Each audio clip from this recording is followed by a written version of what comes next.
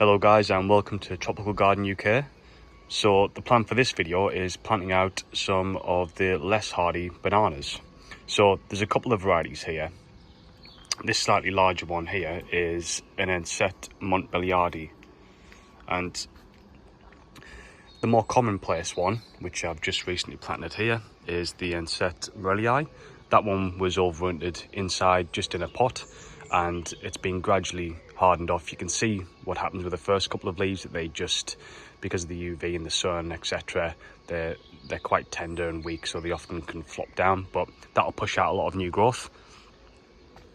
The Montbeliardii seems to be a little bit more difficult to get hold of, but I managed to come across it a few weeks back and picked up a few of them, and one of which I managed to separate into 3 plants.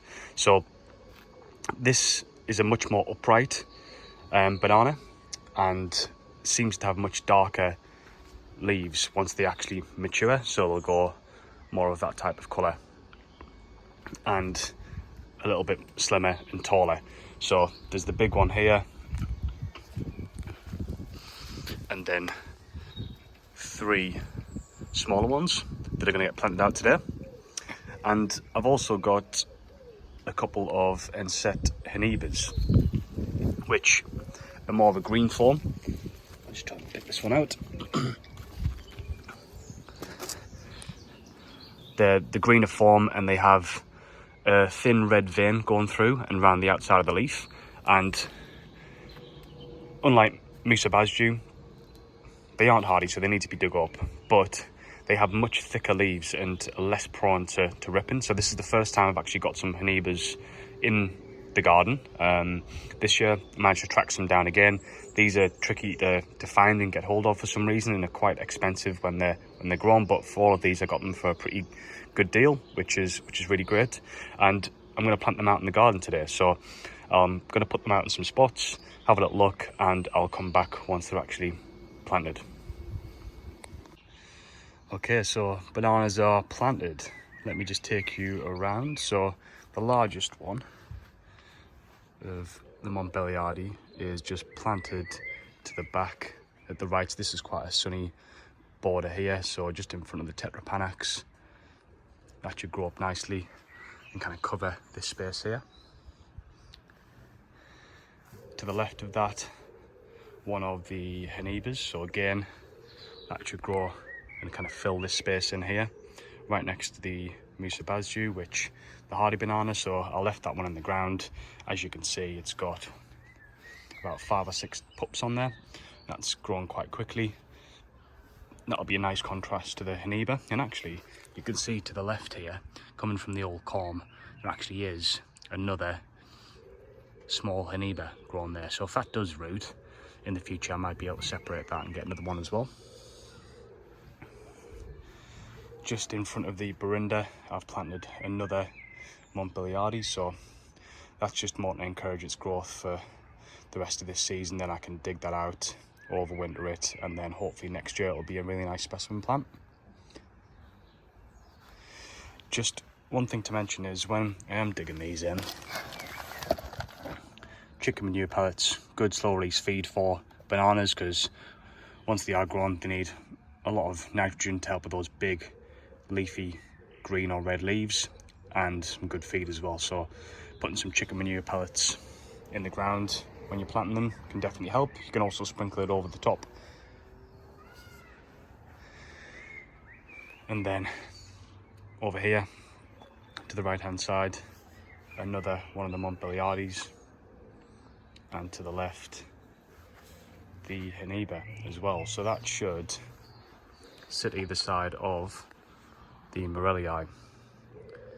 I ended up having a Musa in there previously, but I've decided to dig that out and put the Mourelli in there just for an extra little bit of colour either side of the cannas, because that will fill up with cannas soon.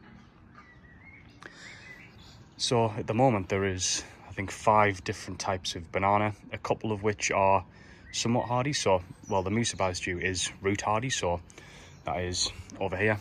if that does die back, like what's happened here for the last couple of years, even that really cold winter, comes back from the roots and grows again, you can wrap them to maintain some of their height. You'll know that if the pseudo stem itself is quite hard to the touch, you can put some canes down, put some straw down, wrap it, and that can keep some of the height for the next year. So you'll be growing from up here as opposed to from the ground. So nice hardy banana that'll shoot up in no time. The other one that's kind of borderline for me this year, I actually left it in. So see this shoot here, this is Sikemensis, or I think its other name is Bengal tiger or red tiger, I can't remember, it's one of the two. So 2 years ago when we had that really cold winter, that actually was left in the ground unprotected, it died back and nothing came of it. This last year, where it wasn't as cold for a prolonged period of time, but it was really wet, this one, again, one was planted out, left unprotected, and it's starting to come back. So that might be a little bit more borderline for certain areas of the UK. Midlands, depending upon the winter, you might need to give it some extra protection. Again, they haven't been wrapped, so they are hardy, borderline hardy. And the other few that I've shown here, so the Montbeliardii, the Hiniba, and the Mourelli aren't hardy, so they need to be dug up. They need to be, there's a couple of different ways of doing it. You can dry store them, you can cut off some of the leaves and just put it in a really small pot with some dry compost, or depending upon the size, take it in as a house plant. So this one was taken as a house plant, done really well. You will get a lot of kind of white fly on there as well, which is a little bit annoying, but that can help overwinter it for you. If they do get massive, which this one has the chance of this year, I might need to think about a different way of overwintering it. These smaller ones that I've just planted out today, I might have to, depending upon how big they get, put them as a house plant or dig them up, chop off most of the leaves, put them in some dry compost, and they should potentially be okay. Okay, hopefully you found that interesting. I'll give a bit of an update in a couple of months once they've settled in and grew a little bit larger, and I'll give you a bit of an update then. So thanks for watching Tropical Garden UK. Catch you on the next one.